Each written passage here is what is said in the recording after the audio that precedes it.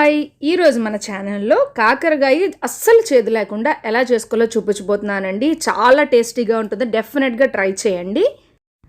ముందుగా ఒక ప్యాన్ తీసుకొని ప్యాన్ కొంచెం వేడెక్కిన తర్వాత 1 to 2 table spoon oil add చేసుకోవాలి.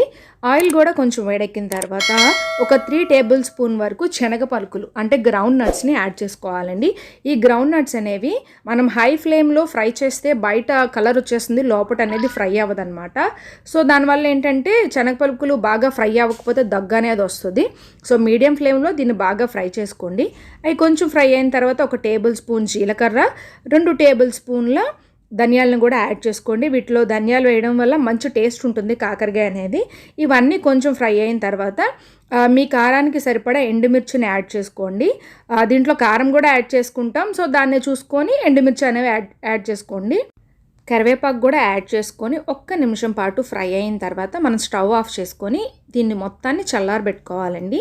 సో దీన్ని మనం మిక్సీ పట్టుకుంటాం, అందుకోసమని చల్లారబెట్టుకోవాలి. ఇప్పుడు ఏం చేయాలంటే ఒక కడాయిలో మనకి డీప్ ఫ్రైకి సరిపడా ఆయిల్ తీసుకొని ఆయిల్ కొంచెం బాగా వేడెక్కిన తర్వాత ఇక్కడ నేను చూపిస్తున్నాను కదా, కాకరకాయని ఇట్లా రౌండ్గా కట్ చేసుకోవాలి. ఇవి అంటే పల్చగా కట్ చేసుకునే అవసరం లేదండి, కొంచెం మందంగా కట్ చేసుకున్నా పర్వాలేదు. ఆయిల్ బాగా వేడెక్కిన తర్వాత ఈ కాకరకాయ ముక్కల్ని దీంట్లో యాడ్ చేసుకోవాలి. సో కాకరకాయ అనేసరికి చాలామంది చేదుగా ఉంటుందని పిల్లలు కూడా తినరు, పెద్దవాళ్ళు కూడా అస్సలు ఇష్టపడరు. ఇది అస్సలు చేదుగా ఉండదు, అందుకోసమే ట్రై చేయండి ఒకసారి.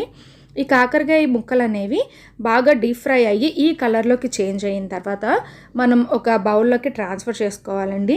మనం ఇట్లా టిష్యూ పేపర్ మీద వేసుకున్నాం అనుకోండి, ఎందుకంటే ఇది డీప్ ఫ్రై చేసాం కదా, ఎక్సెస్గా ఏదైనా ఆయిల్ ఉంటే ఆ టిష్యూ పేపర్ అనేది కొంచెం అబ్జర్వ్ చేసుకుంటుంది.